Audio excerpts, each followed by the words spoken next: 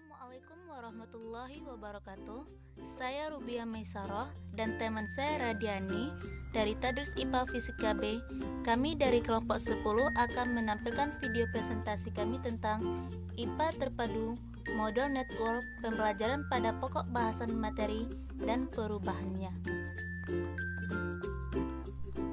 A. Pengertian pembelajaran terpadu, model network.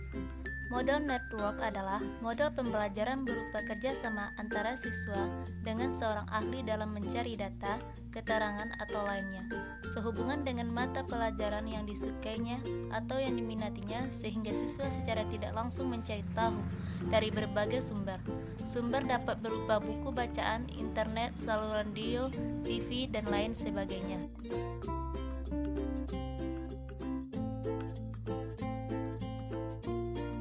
Menurut pandangan Robin Fogarty, network merupakan model pemaduan pembelajaran yang mengandalkan kemungkinan pengubahan konsepsi, bentuk pemecahan masalah, maupun tuntutan bentuk keterampilan baru setelah siswa mengadakan studi lapangan dalam situasi, kondisi, maupun konteks yang berbeda-beda.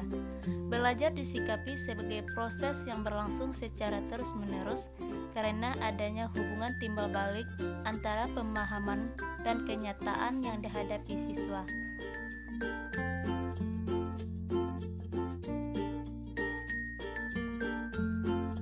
B. Kelebihan dan kelemahan network.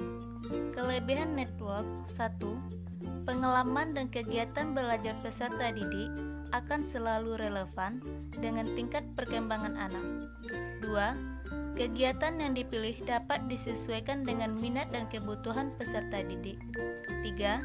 Seluruh kegiatan belajar lebih bermakna bagi peserta didik, sehingga hasil belajar akan dapat bertahan lebih lama. 4. Pembelajaran terpadu menumbuh kembangkan keterampilan berpikir dan sosial peserta didik. Yang kelima, pembelajaran terpadu menyajikan kegiatan yang bersifat pragmatis dengan permasalahan yang sering ditemui dalam kehidupan lingkungan real peserta didik.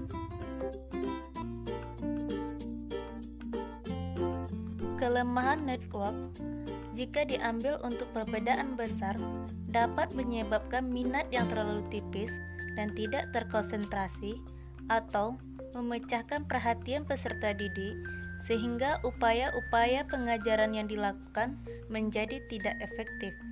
Selain itu, motivasi anak-anak berubah sehingga kedalaman materi pelajaran menjadi dangkal. C. Langkah-langkah model pembelajaran terpadu tipe network. 1. Analisis perkembangan anak. 2. Tentukan konten kurikulum berdasarkan perkembangan anak. 3. Buat rancangan kegiatan mingguan atau RKM. 4. Tentukan tema dan subtemanya, kaitkan dengan aspek-aspek perkembangan anak. 5. Kemudian tentukan indikator yang akan dikembangkan di setiap aspek kemampuan. 7. Desain model network. 8. Hasil dari rancangan model jaringan dimasukkan dalam rancangan kegiatan harian pada tema dan subtema. 8.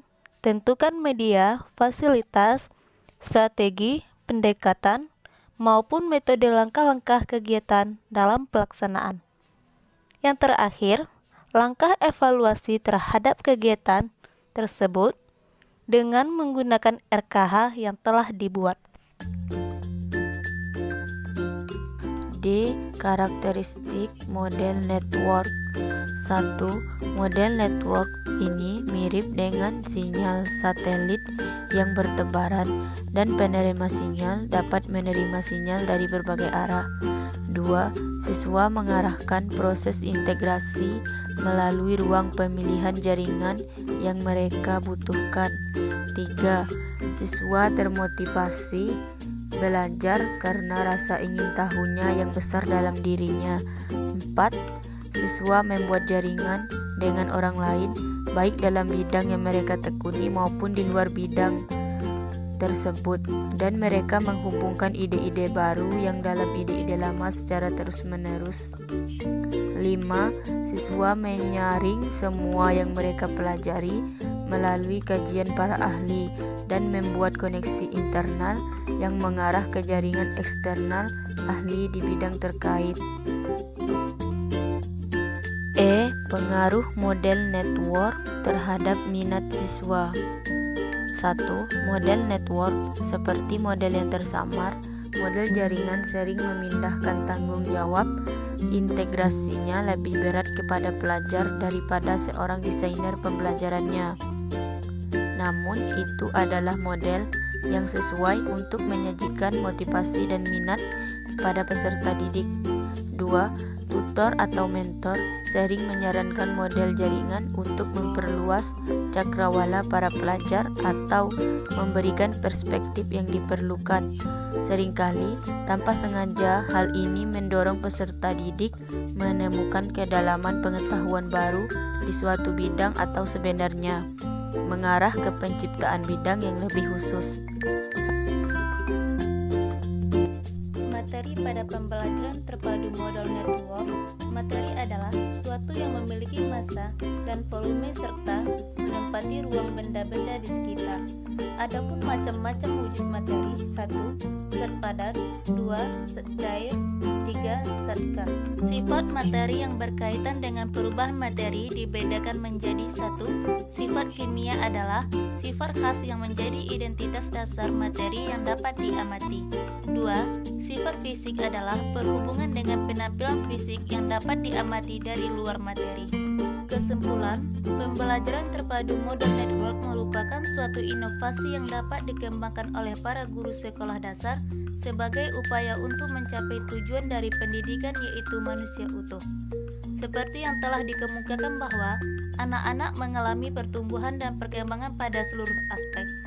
Pendekatan pembelajaran terpadu tipe network memungkinkan untuk terlaksananya pembelajaran yang efektif dan efisien, terutama untuk anak usia sekolah dasar.